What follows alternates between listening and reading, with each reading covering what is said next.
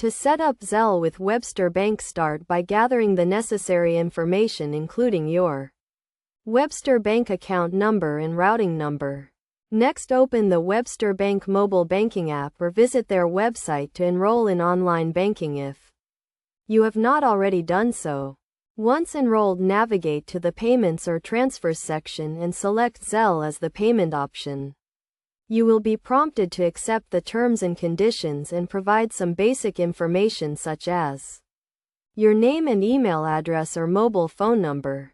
After enrolling in Zelle, you can start sending and receiving money using the service. To send money, enter the recipient's email address or mobile phone number and the amount you want to send. You can also add a memo to the transaction for your records. To receive money, make sure the sender has your email address or mobile phone number associated with your Zelle account. The money will be deposited directly into your Webster Bank account and will be available to you within minutes. It is essential to note that Zelle transactions typically occur within minutes, and once the transaction is complete, it cannot be reversed.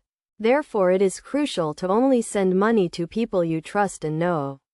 Additionally, be aware of the transaction limits and fees associated with using Zelle through Webster Bank. These limits and fees may vary depending on your account type and the amount being sent.